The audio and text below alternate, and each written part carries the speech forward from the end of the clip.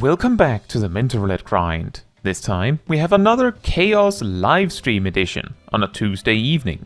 And this set was somewhat diverse, but of course, for duty 1 we start with Dancer in Shaded Paws. And the healer knew me. Hello! As Dancer, the main thing you can do here, which I sort of forgot to do, is pre-cast Standard Step, and then of course use Standard Step on cooldown. You will probably get 2 or 3 of them. Aside from that, it's just 1-2s and sometimes a 3 when you get a proc. For duty 2, we were a 3-minute replacement paladin in Castrum Meridianum. It seems like their tank left immediately. Mentor Roulette maybe? An interesting thing I noticed in this group is that I don't think the ninjas seem to use trick attack at all, and they definitely didn't use dodge on. From what I can see, they do have ninja job gear, so they should have the actions unlocked. I also noticed they had several points where their character was simply auto-attacking.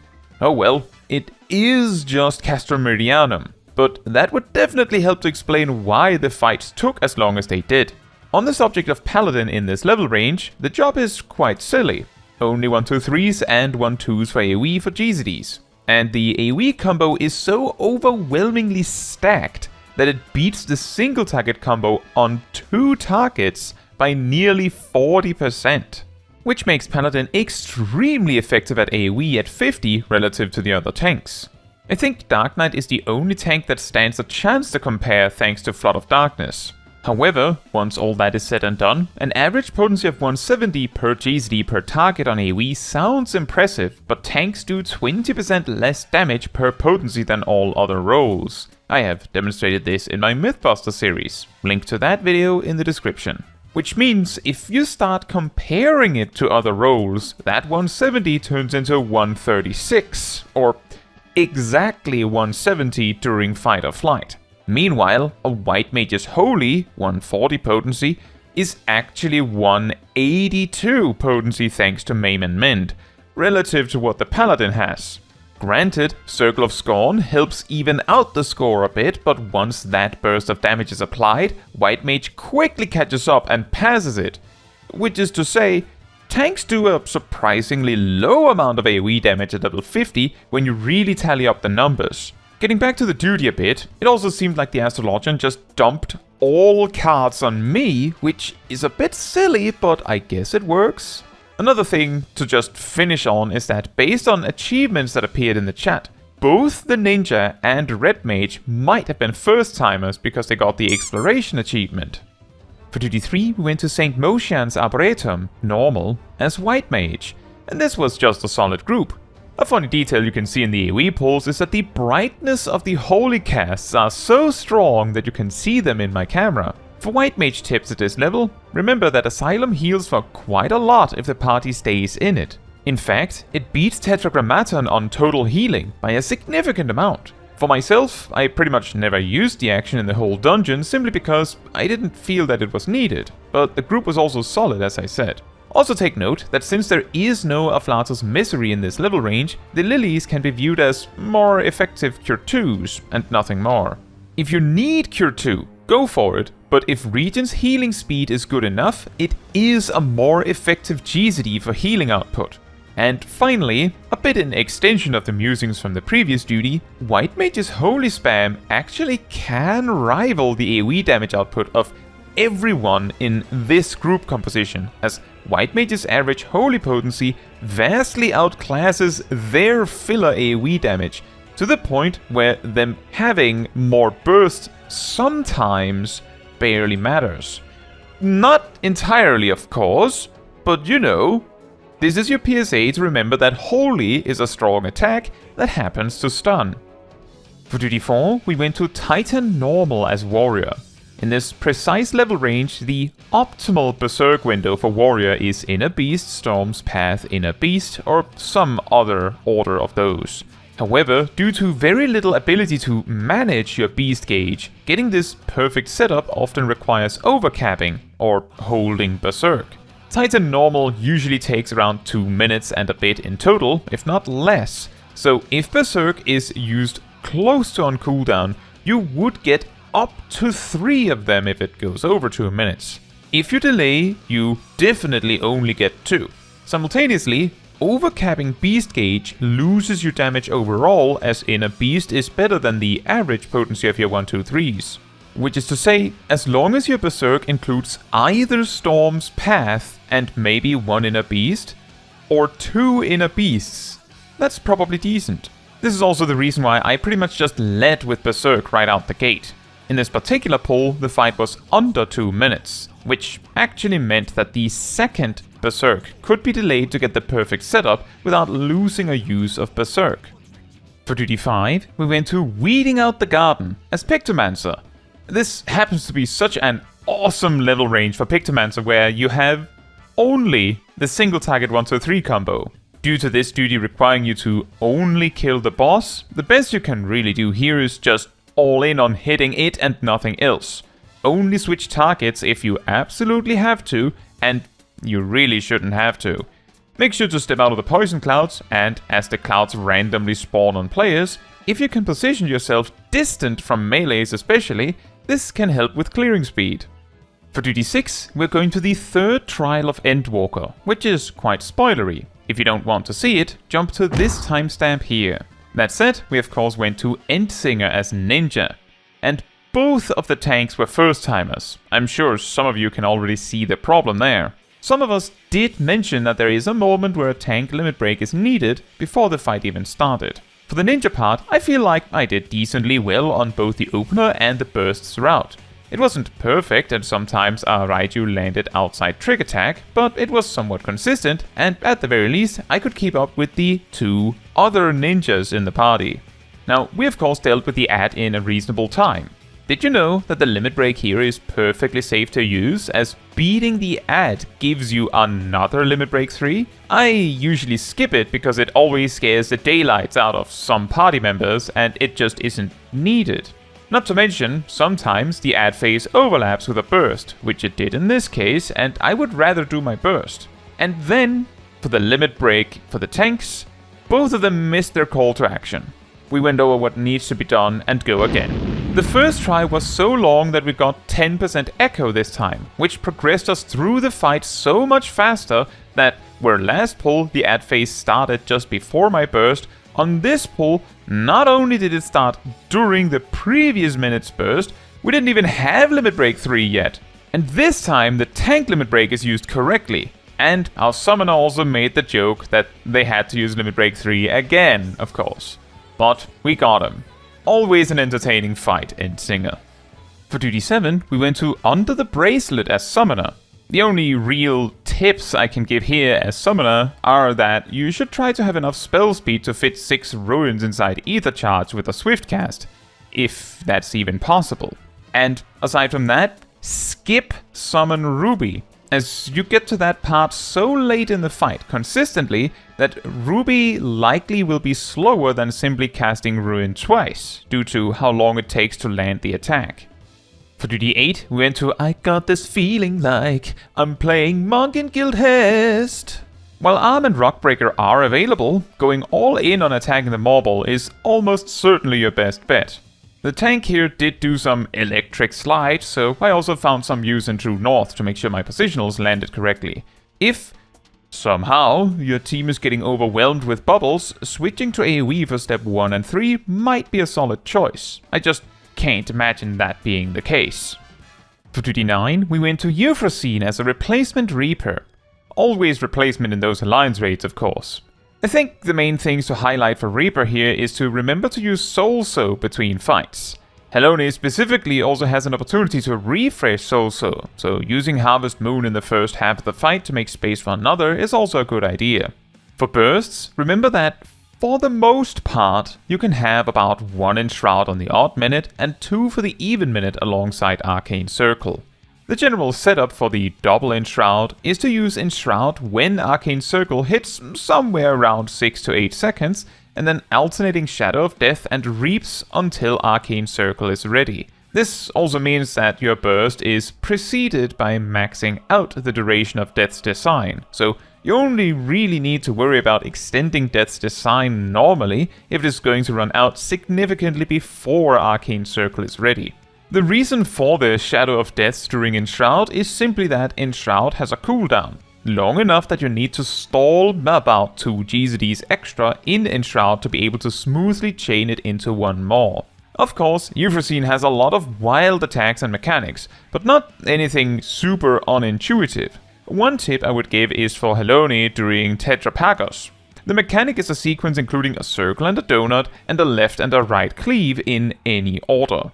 The way I usually position for this is that I position to dodge the first between the circle and the donut, and the first between the left and right cleave. And then, once one of them happens, I move to the second safe spot immediately. This way, I only need to worry about which of the first of each pair of mechanics happen, and simply move when it does, reducing the mechanic from 4 things to worry about down to 2. While this might not be crucially important to worry about in this fight, this kind of thought process can also help in other fights. For duty 10, we went to Brayflox Longstop as Astrologian. Our tank was a Dark Knight Sprout, and here and there had some oddities, like sometimes pulling an AoE pack with an unnecessary single-target weapon skill. That's really nitpicky, I know.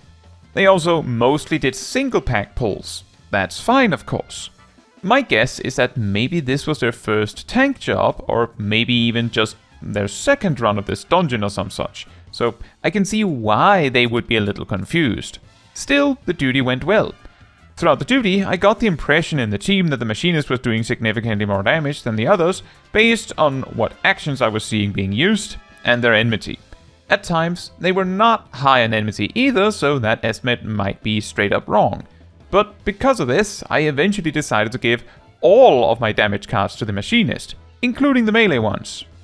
For duty 11, we went to Abyssal Fracture Normal as Dragoon.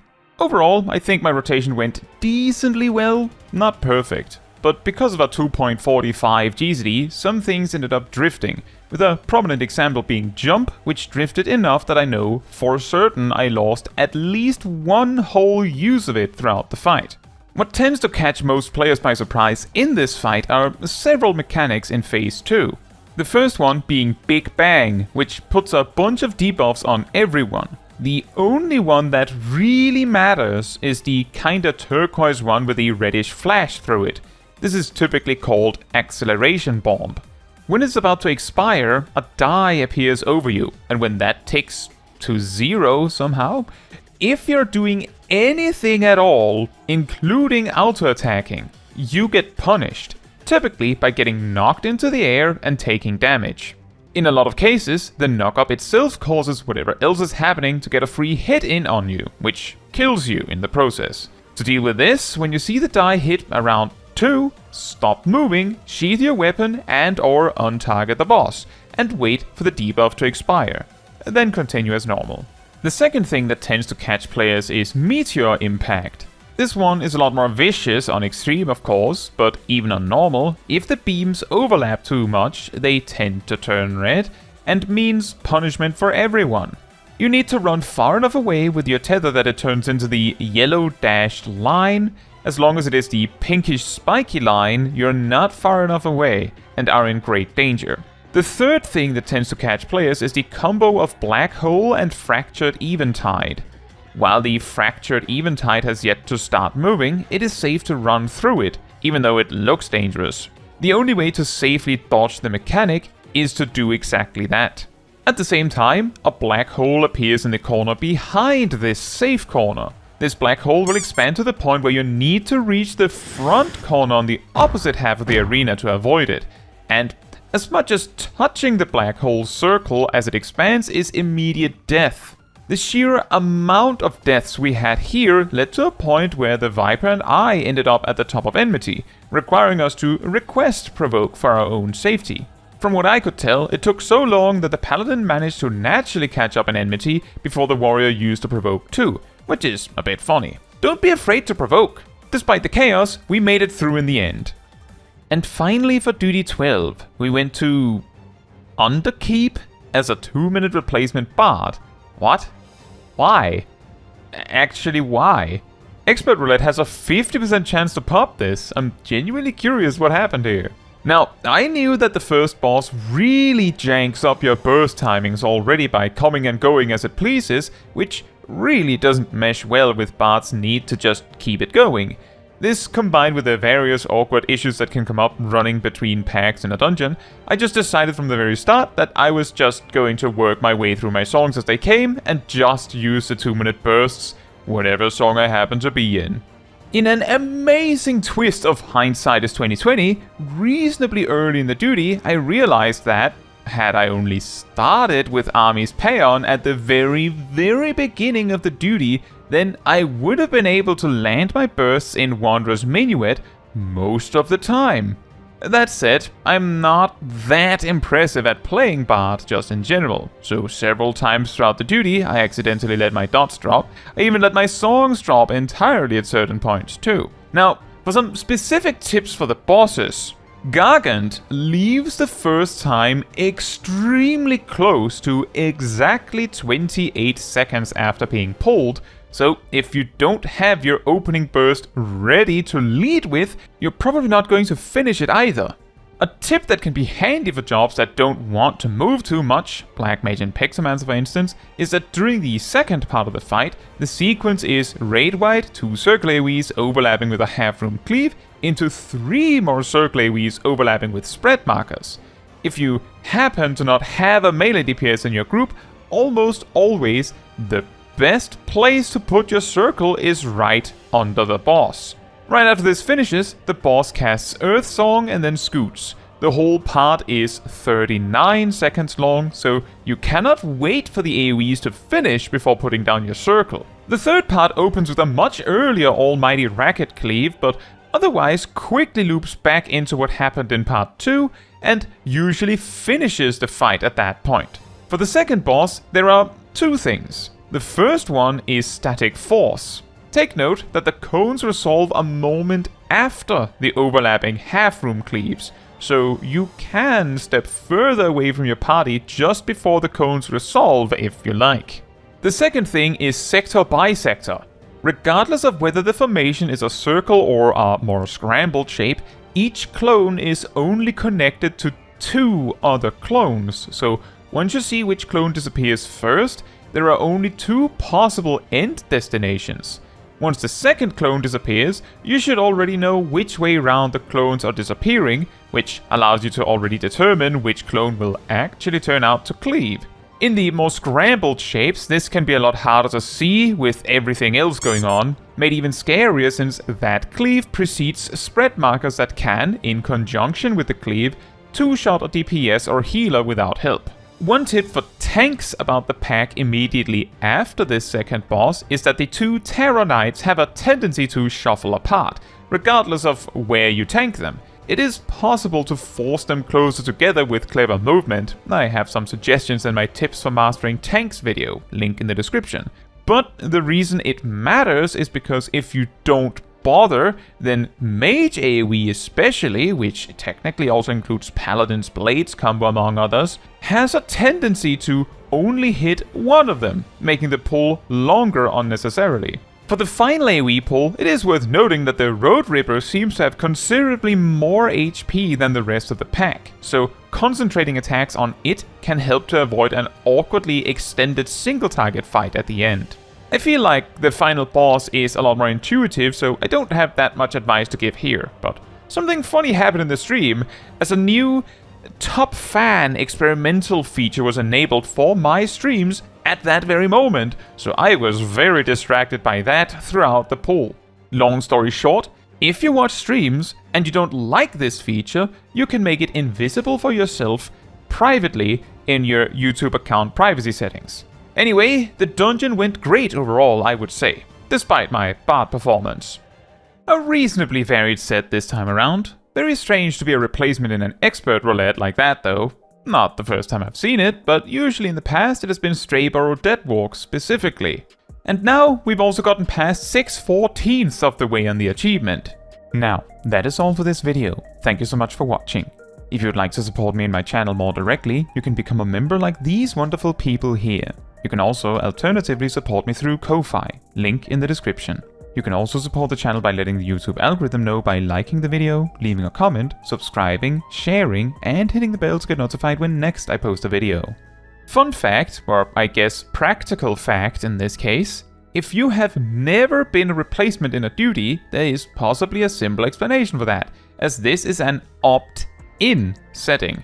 In the Duty Finder menu, the cogwheel in the top left opens a list of settings. The Join Party in Progress and Language options are the only ones that are remembered between sessions, so simply toggling the Join Party in Progress option will always remember that you don't mind helping out as a replacement. Do remember to turn it off in situations where you don't want this though.